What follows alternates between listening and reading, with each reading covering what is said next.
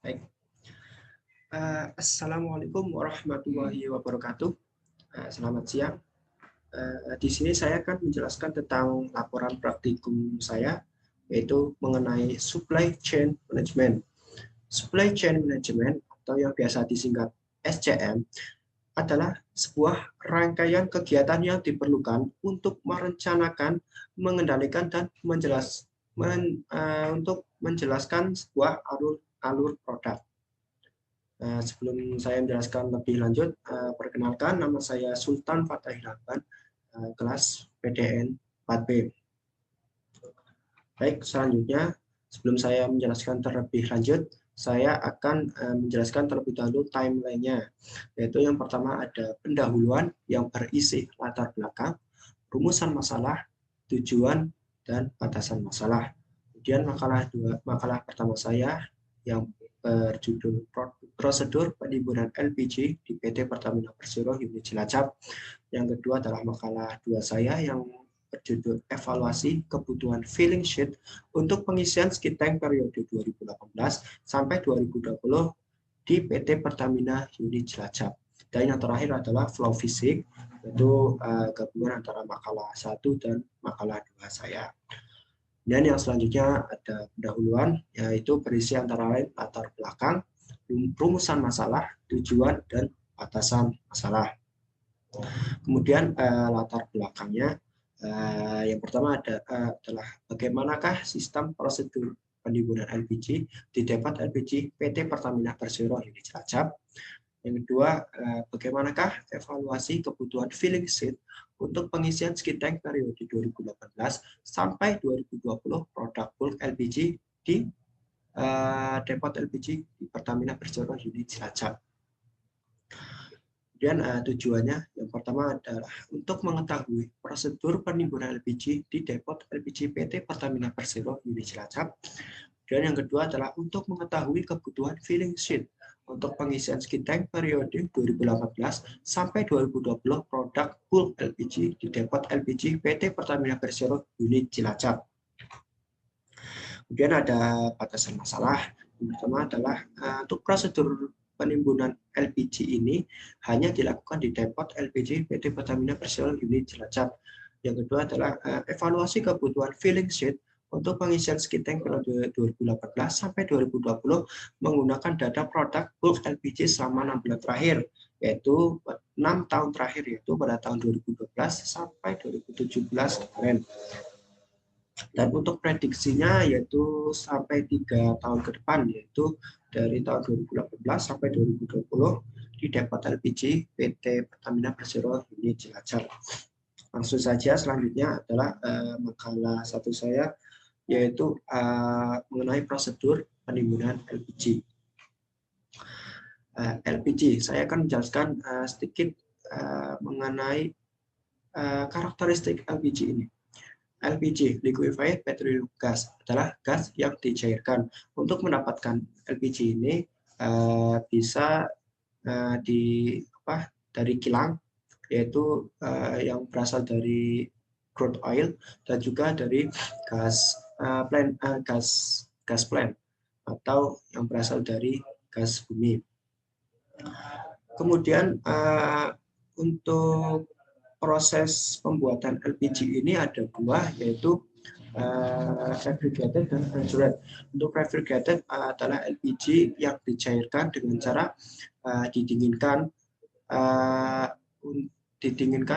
untuk propan C3H8 yaitu dengan suhu minus 40 derajat Celcius, dan butan C4H10 dengan suhu minus 10 derajat Celcius. Kemudian untuk karakteristik LPG yang umum kita ketahui adalah LPG ini tidak berwarna, LPG ini tidak rasa, dan LPG ini tidak berbau. Nah, untuk mengidentifikasi kebocoran pada tabung gas LPG, maka LPG ini diberi senyawa berupa etil merkaptan, yaitu senyawa yang biasa kita temui pada gas yang bocor. Etil merkaptan ini 1 liter etil merkaptan dapat membuat bau tangki timbun spherical tank ukuran 75 metric ton.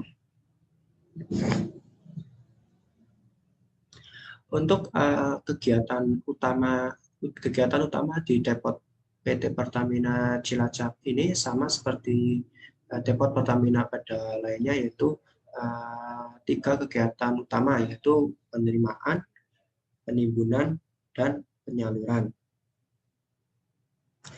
Produk yang didistribusikan di depot LPG PT Pertamina Cilacap ini ada 2, yaitu LPG dengan tabung ukuran 3 kilo, ukuran 6 kilo, 12 kilo, dan 50 kilo.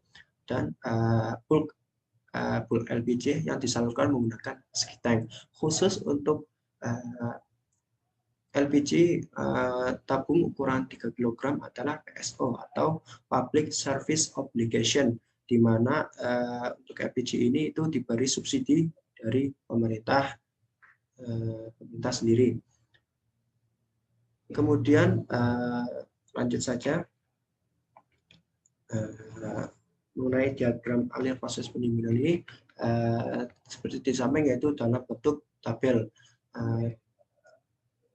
3 pemeran utama dalam hal ini adalah OH, Operation Head, Supervisor 3P, Junior Supervisor 2P. Baik, hal yang pertama, prosedur yang pertama yang dilakukan adalah dari Operation Head memerintahkan kepada Supervisor 3P untuk melakukan operasi penimbunan petugas dalam tangki timbun. Kemudian selanjutnya dari pihak Supervisor 3P ini menyiapkan fasilitas penimbunan dan memerintahkan fungsi penerimaan dan memerintahkan fungsi Junior Supervisor penerimaan dan penimbunan ini untuk melakukan operasi penimbunan dengan cara yaitu pengendalian mutu, yaitu antara lain membaca isi tangki,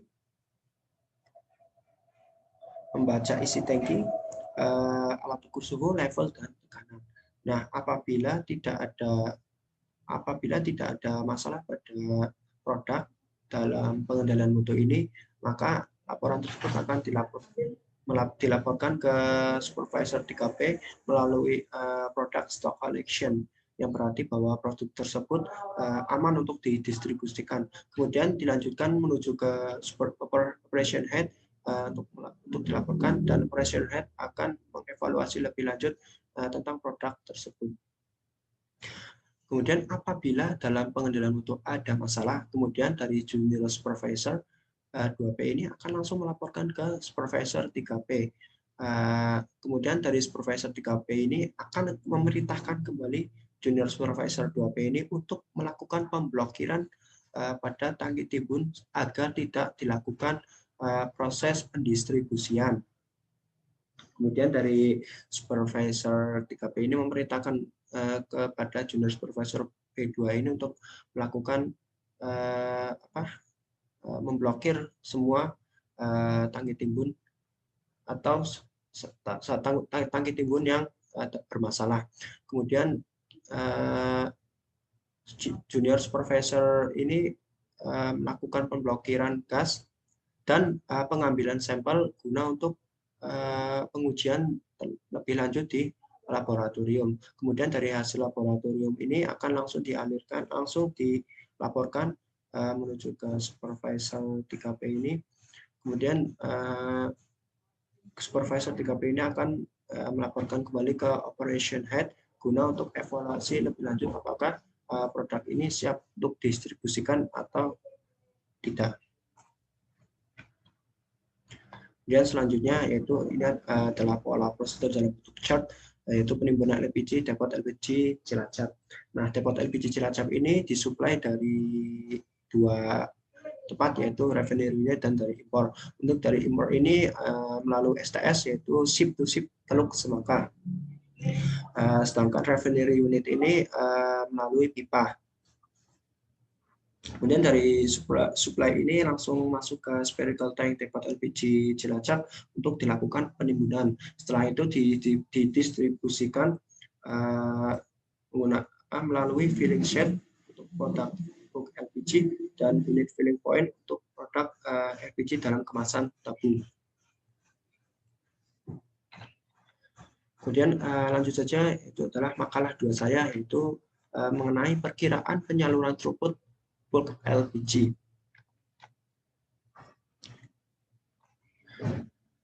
Kemudian dalam peraturan pemerintah tahun 2007 mengenai konversi minyak tanah ke gas, maka terjadi kenaikan kebutuhan LPG dalam masyarakat semakin meningkat.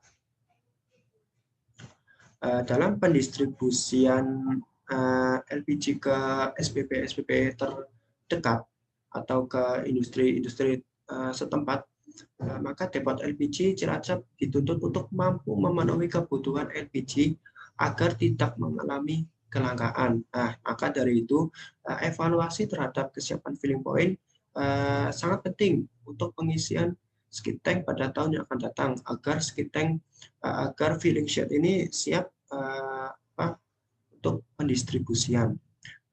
Dari data ini dari kegiatan ini menggunakan data throughput pada tahun-tahun sebelumnya untuk dilakukan forecasting. Kemudian untuk tujuannya yaitu agar tidak ada kelangkaan pada tahun yang akan datang karena antrian skid tank atau karena filling seat ini tidak mencukupi. Filling seat atau filling point tidak mencukupi.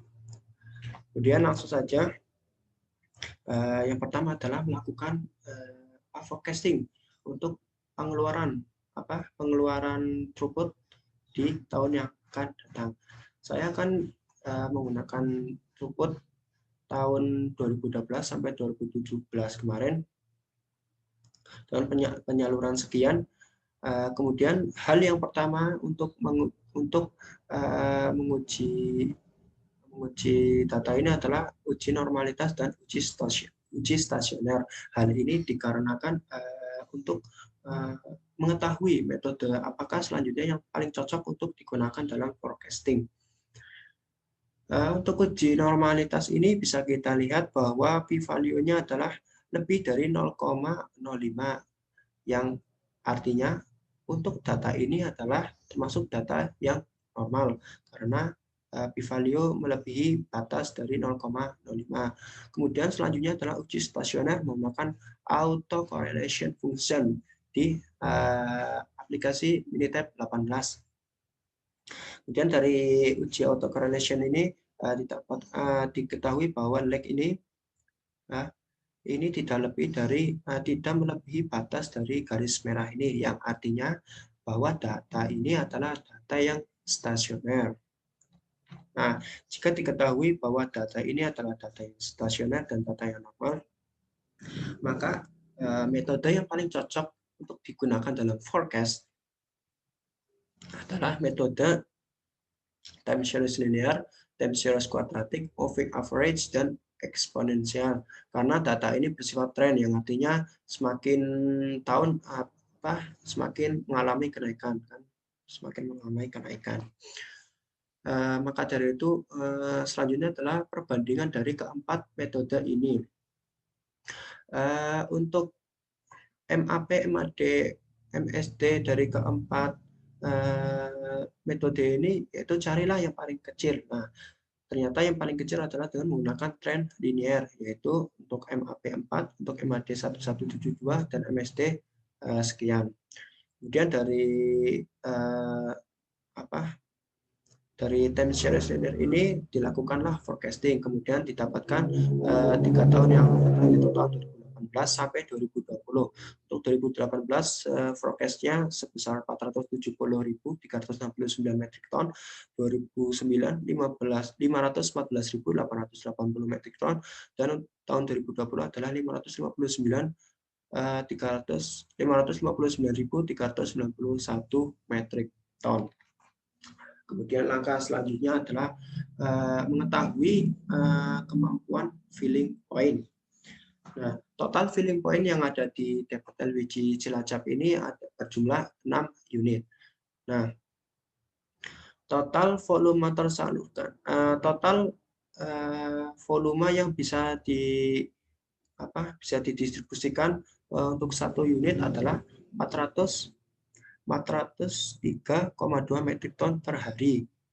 Nah, berarti untuk 6 unit ada 2.419,2 metrik ton per hari. Berarti untuk satu tahun ini adalah berarti 2.419,2 metrik ton per hari dikali 312 hari sama dengan 754.790,4 metrik ton per hari per tahun.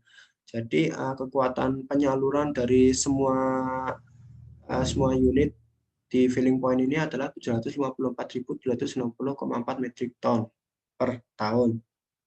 Kenapa 312 per hari? Yaitu ini adalah jam operasional kerja, hanya jam operasional kerja. Tidak dihitung kayak hari libur atau tanggal merah atau hari libur nasional.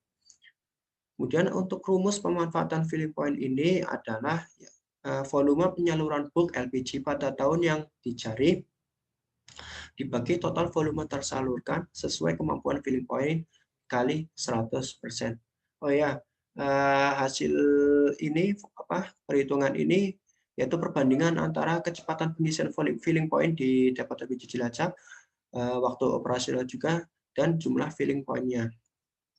Lanjut, untuk presentasi pemanfaatan filling point, untuk rumus ini diterapkan misalkan pada tahun 2018 kan kita udah mendapatkan 470.369 metrik ton. Kemudian dimasukkanlah 470.369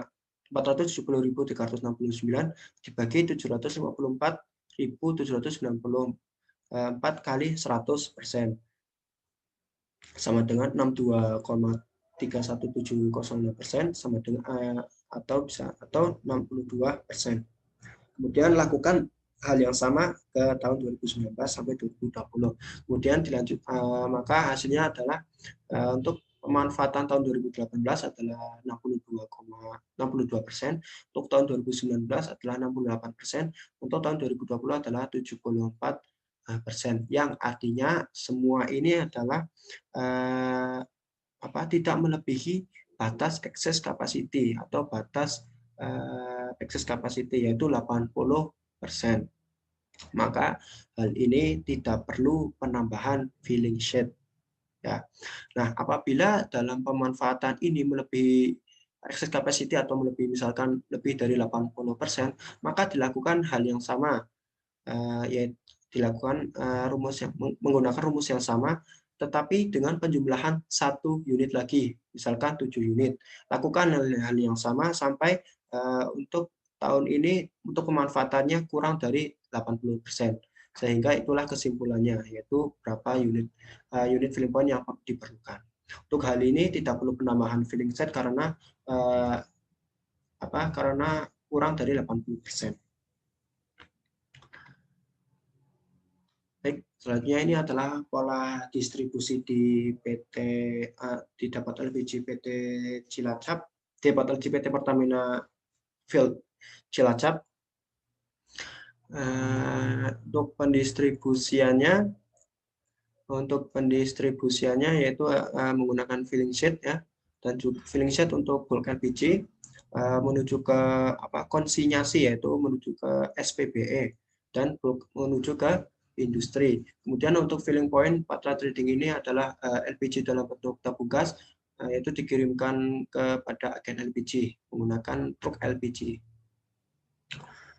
Kemudian untuk alur di sini ada 3 alur ya, alur produk, alur uang, dan alur informasi.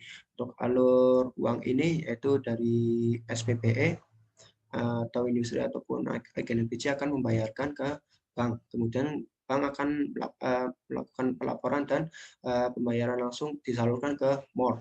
Kemudian akan disalurkan kembali menuju ke RU 4 Cilacap dan dan impor. Kemudian akan kembali lagi ke storage. Kemudian sampailah di sini akan terjadi pola distribusi.